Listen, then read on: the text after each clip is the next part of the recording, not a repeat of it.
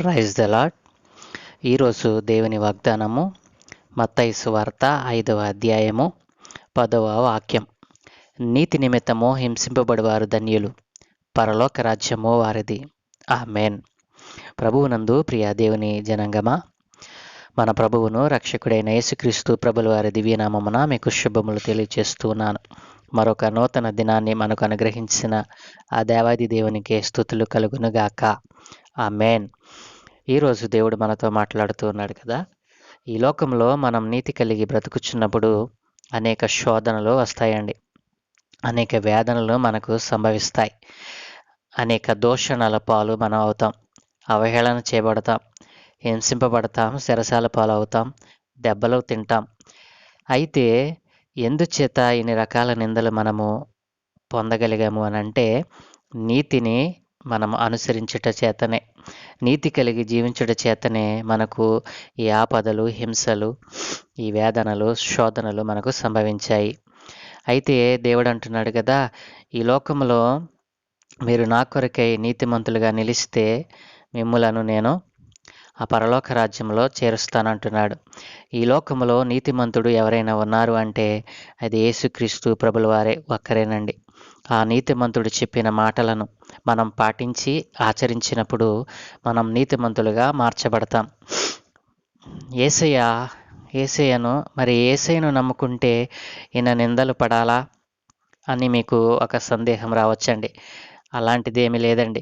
యేసయ్యని నమ్ముకొనుట ద్వారా ఈ భూమి మీద నా కొరకు హింసింపబడుతున్నటువంటి మీరు ధన్యులు, పరలోక రాజ్యం మీదే అంటున్నాడు దేవుడు. కాబట్టి యేసుక్రీస్తు ప్రభుల వారు కొండ మీద తన మొదటి ప్రసంగం ద్వారా మానవులమైన మనకు తెలియజేయబడినటువంటి ఈ ధన్యత ఎంతో శ్రేష్టమైనది. 9 ధన్యతలు కూడా మనం ఆయనను నమ్ముట ద్వారా మనకు కలిగే ప్రయోజనాలను ఆయన తెలియచేశారు. మరి ఆయనను వెంబడించినటువంటి 12 మంది శిష్యులు ఆయన మరణించి తిరిగి లేచి పరలోకమునకు ఆరోహణమైన తరువాత ఆయన చేసిన బోధనలను, వాక్యాలను సువార్త ద్వారా ప్రకటించుచున్నప్పుడు వారు అనేక ఆపదలకు, అనేక హింసలు, శోధనలు, చెరసాల పాలు అయ్యారండి. ఎందుకు వారు హింసల పాలు, చెరసాల పాలు కాబడయ్యారు?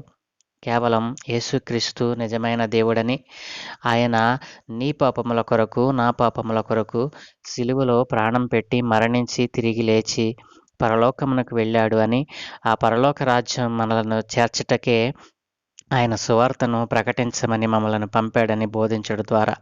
కాబట్టి నా ప్రియ దేవుని జనాంగమా, ఆనాటి రోమా జనాంగము యేసయ్యను విశ్వసించక అనీతిమంతులై నీతి మార్గమును వదిలిపెట్టి మూర్ఖులుగా బ్రతికారు. అయితే ఆయన శిష్యులు హింసలు పాలైన సువార్తను ఆపలేదండి, రాళ్లతో కొట్టబడిన సువార్తను ఆపలేదండి. నీతిమంతుడైన యేసయ్య సువార్తను ప్రకటిస్తూనే వారు బ్రతికి ఉండగానే హతసాక్షులు అయ్యారండి. ఎంత గొప్ప ధన్యతను వారు పొందుకున్నారు. నా ప్రియ దేవుని జనాంగమా, యేసుక్రీస్తును వెంబడించిన ఆయన శిష్యులు ఆయన సువార్తను బూదిగంతముల వరకు తీసుకుని వెళ్ళారండి. హింసింపబడిన ఆయన యందు ఉంచిన నీతిని వారు వదలలేదు. చివరి వరకు వారు తమ నీతిని కాపాడుకున్నారు. ఆయన మనలను పరలోక రాజ్యం చేరుస్తాడనేటువంటి ఆ గొప్ప నిరీక్షణ వారిలో ఉండబట్టే ఆ పనిని వారు చేయగలిగారండి. కాబట్టి ఈ రోజున నీవు ఏ రీతిగా జీవిస్తున్నావు? ఈ లోకంలో నీతిమంతుడిగా నీవు జీవించాలని ఆశపడుతూ ఉన్నావా? నీతిమంతుల మీదకి ఎవరు నిందలు వేస్తారు? నీతిమంతుల మీద ఎవరు బురద జల్లుతారు అంటే, కీర్తన గ్రంథము 37వ అధ్యాయము 12వ వాక్యములో ఈ రీతిగా రాయబడింది. భక్తిహీనులు నీతిమంతుల మీద దురాలోచన చేదురు, వారిని చూసి పండ్లు కొరుకుదురు. ఎవరు నీతిమంతుల మీద దురాలోచన చేస్తారంటే భక్తిహీనులండి. ఈ లోకంలో భక్తిహీనులైన వారు అనేక మంది పెట్టిరేగిపోతూ ఉన్నారు. ఎందుచేతనంటే యేసయ్య నామం వారికి ఇష్టం ఉండట్లేదు. యేసయ్య ఎందుచేత వారికి ఇష్టం ఉండట్లేదు అని అంటే, ఈ లోక అధికారి అనేటువంటి అపవాది వారి హృదయాలను, వారి తలంపులను, వారి ఆలోచనలను పట్టివేసాడండి. కనీసము ఆలోచించేటువంటి మనస్సు వారికి లేకుండా చేశాడు. ఈ లోక ఆశలతో, కోరికలతో, ఆచారాలతో వారిని కట్టి పడేశాడు. అందువలనే వారు అనీతిమంతులుగా ఈ లోకంలో జీవిస్తూ ఉన్నారు. యేసయ్య మాటను చెప్తున్నటువంటి వారి మీద నిందలు వేస్తూ, వారి మీద దాడులు చేస్తూ ఈ లోకంలో వారు బ్రతుకుతున్నారు. వ్యర్థమైన జీవితాన్ని వారు గడుపుతున్నారు. అలాంటి వారు నీతిమంతుల మీద దురాలోచన చేస్తారండి. వారిని చూచి పండ్లు కొరుకుతారు. వారిని కొట్టడానికి వెళతారండి. అయినప్పటికీ నీవు నిలిచి ఉంటే, యేసయ్యలో నీవు నిలిచి ఉంటే ఆయన నీకు పరలోక రాజ్యం ఇస్తానంటున్నాడు. నా కొరకు నీవు హింసింపబడుతున్నావా? నీకు పరలోక రాజ్యం తథ్యమని దేవుడు చెప్తా ఉన్నాడు. అలాగుననే యాకోబు రాసిన పత్రిక 1:12 వాక్యంలో అంటాడు కదా, శోధన సహించువాడు ధన్యుడు, అతడు శోధనకు నిలిచిన వాడై తన్ను ప్రేమించు వారికి వాగ్దానం చేసిన జీవకిరీటము పొందుతాడు అంటున్నాడు. దేవుడు తన కొరకే నిలిచిన వారు, తన కొరకే హింసింపబడుతున్నటువంటి వారి కొరకై ఆయన పరలోక రాజ్యంలో జీవకిరీటం ఇచ్చాడండి. ఆయన జీవకిరీటం ఇస్తానని చెప్తూ ఉన్నాడు. ఎవరైతే శోధన సహిస్తాడో వాడు ధన్యుడు అంటున్నాడు దేవుడు. అతడు శోధనకు నిలిచిన వాడై ప్రభువు తన్ను ప్రేమించే వారికి వాగ్దానం చేసినటువంటి జీవకిరీటాన్ని ఇస్తానంటున్నాడు. నా ప్రియ దేవుని జనాంగమా, ఈరోజు నీవు శోధన దేవుని పట్ల, దేవుని నమ్మినందుకై నీ ఇంటిలోని నీకు శోధన ఎదురవుతుందా? నీ ఇంటిలోని వారే నిన్ను శోధనల పాలు, శ్రమల పాలు చేస్తూ ఉన్నారా? అయితే నీవు ధన్యుడవు, ధన్యురాలవు.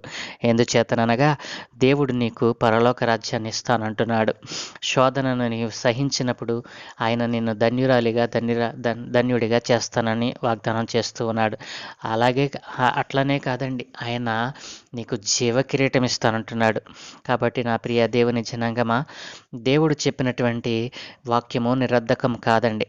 అలాగుననే దేవుడు ప్రజలతో అంటున్నాడు కదా, లోకాసు వార్త 6:22లో ఈ రీతిగా చెప్పారు, మనుష్య కుమారుని నిమిత్తం మనుష్యులు మిమ్మల్ని ద్వేషించి, వెలివేసి, నిందించి, మీ పేరు చెడ్డదని కొట్టివేయినప్పుడు మీరు ధన్యులు అంటున్నాడు.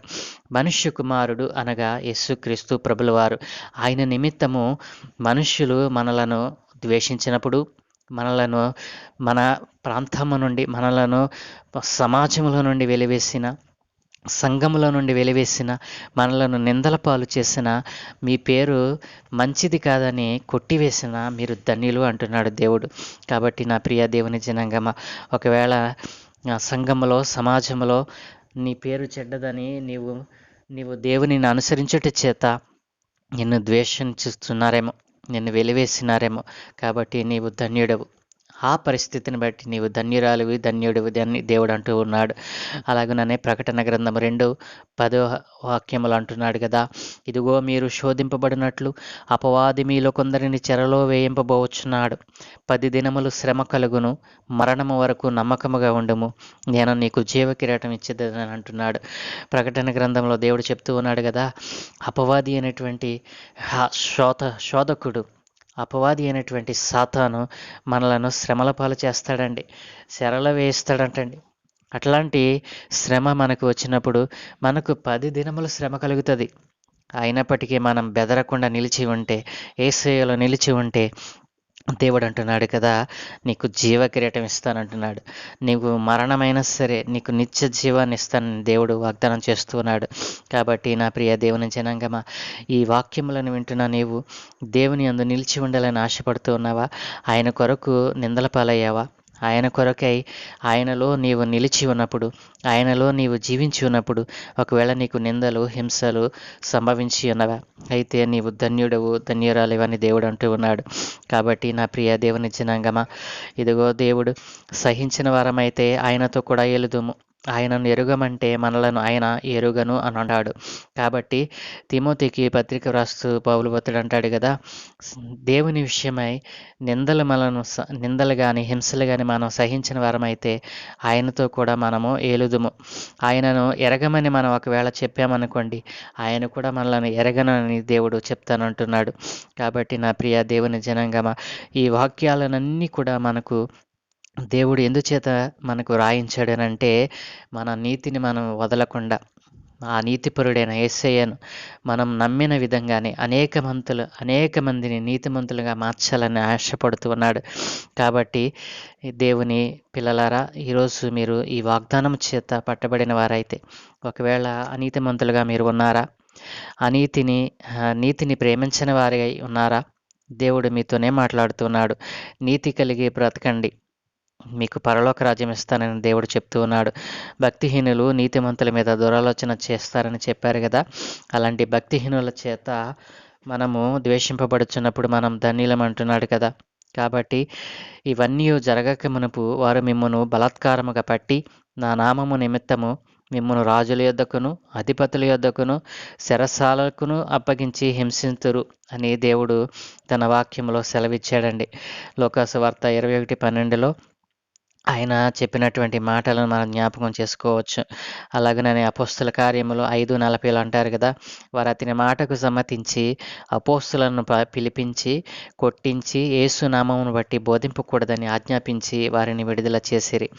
దేవుడు ఆయన పక్షమున నిలిచిన వారి పక్షముగా ఆయన నిత్యము నిలుస్తాడండి. ఆయన పక్షము లేని వారితో ఆయన వ్యాజ్యమాడతానంటున్నాడు. కాబట్టి నా ప్రియ దేవుని జనాంగమా, రోమాపత్రిక 8:35లో అంటాడు కదా, క్రీస్తు ప్రేమ నుండి మనలను ఎడబాపు వాడెవడు? శ్రమ అయినను, బాధ అయినను, హింస అయినను, కరువు అయినను, వస్త్రహీనత అయినను, ఉపద్రవమైనను, ఖడ్గమైనను మనలను ఎడబాపునా అని రోమీయులకు పత్రిక రాస్తూ పౌలు అంటున్నాడు. క్రీస్తు ప్రేమ నుండి మనల్ని ఎడబాపు వాడు ఎవడూ లేడండి. శ్రమ కలిగిందని మనం క్రీస్తుని ఎడబాపుతామా? బాధ వచ్చిందని, హింస వచ్చిందని, కరువు వచ్చిందని, వస్త్రహీనత వచ్చిందని, ఉపద్రవం వచ్చిందని, ఖడ్గము మనలను వచ్చిందని మనము దేవునిని ఎడబాపగలమా? ఎడబాపము. ఎవ్వరు మనలను ఎడబాపలేరు అని దేవుడు ఈ వాక్యములో రాయించాడు. కాబట్టి నా ప్రియ దేవుని జనాంగమా, నీతి నిమిత్తము హింసింపబడుతున్నావా? నీతి కలిగి బ్రతకాలని ఆశపడుతూ ఉన్నావా? అయితే నీవు ధన్యుడవు, ధన్యురాలవని దేవుడు చెప్తూ ఉన్నాడు. ఈ ధన్యతను నీవు ధ్యానం చేస్తూ ఈ చిన్న ప్రార్థన నాతో పాటు చేయి. పరలోకమందున్న మా ప్రియ పరలోకపు తండ్రి, ఘనమైన దేవా, పరిశుద్ధుడా, నీతిగల దేవా, నీకు స్తోత్రాలు. నీతికి ఆధారమగు మా దేవా, నీకు స్తోత్రాలు. ఇదిగో తండ్రి, నీ బిడ్డలు నాయన నీ యందు విశ్వాసముంచి నీలో రక్షణ తీసుకుని మారుమనసు పొంది బాప్తిస్మం పొందినటువంటి వీరు భక్తిహీనుల చేత ఒకవేళ హింసల పాలవుతున్నారేమో, ద్వేషింపబడుతున్నారేమో నాయన. తన కుటుంబంలో ఉన్నవారే నీ నామమును ఎరిగినందుకై ఒకవేళ హింసల పాలు చేస్తూ ఉన్నారేమో నాయన. అట్టి వారందరినీ మీ చేతులకు అప్పగిస్తూ ఉన్నాను అయ్యా. ఏ కుటుంబంలోనైనా ఏ విధమైనటువంటి శోధన ఎదురైనప్పటికీ నాయన, నీ యందు నిలిచి ఉండేటువంటి మనస్సు వారికి పుట్టించమని అడుగుచున్నాను. ఇదిగో నీ నామం ఎరిగిన వారు ఈ వాగ్దానమును వింటూ ఉన్నారు నాయన. వారిలో నీతి లేదేమో, వారు అనీతిమంతులుగా బ్రతుకుతున్నారేమో తండ్రి. నీతిమంతులైన వారిని హింసించిన వారే ఉన్నారేమో. ఒకవేళ నీ సువార్త ప్రకటిస్తున్నటువంటి నీ ప్రజలను వారు బాధ పెట్టి ఉన్నారేమో. అట్లాంటి వారిని అయ్యా నీవు మనసుంచమని అడుగుచున్నాను. వారు ప్రాధేయపడుతున్నారు నాయన, పశ్చాత్తాపడుతున్నారు నాయన. ఈరోజు వారిని దర్శించండి. నీతిమంతుడు అయిన నీ యందు నిలిచి ఉండే భాగ్యము, నిన్ను సొంత రక్షకునిగా అంగీకరించేటువంటి భాగ్యము వారికి అనుగ్రహించమని అడుగుచున్నాను. వారి ఆత్మలను రక్షించండి. వారు నైనా ఇదిగో నరకంలోనికి వెళ్లకుండా పరలోక రాజ్యం చేరేటువంటి ఆ గొప్ప మార్గంలో వారు నడవటాన్ని కృప చూపండి నాయన. ఇదిగో తండ్రి, ఈరోజు ఈ వాగ్దానమును బట్టి ప్రార్థిస్తున్న నీ ప్రియ బిడ్డలందరి మీద నీ కనుదృష్టి ఉంచమని, ఈరోజు పెళ్లి రోజు, పుట్టినరోజు జరుపుకుంటున్న నీ కుమారులను మీరు దీవించండి. మరొక నూతన దయా కిరీటం వారికి అనుగ్రహించినందుకే మీకు స్తోత్రాలు. మీలో నిలిచి ఉండి మీరిచ్చిన దినములన్నిటను మీకు నమ్మకస్తులుగా ఉండటకు సహాయం దయచేయమని ఈ వాగ్దానము మా జీవితంలో అయ్యా, మా కుటుంబంలో అయ్యా, మా విశ్వాస జీవితంలో మా నిరీక్షణకు కలిగినదై మేము నిరీక్షణ కలిగి జీవించువారమై నీ రాకడ వరకు నిలిచి ఉండే భాగ్యం అనుగ్రహించమని, సమస్త ఘనత మహిమా ప్రభావాలు మీరు మాత్రమే పొందుకోమని యేసు క్రీస్తు ప్రభుల వారి దివ్యనామమున అడిగి వేడుకుంటూ నాము తండ్రి. Amen, amen, amen.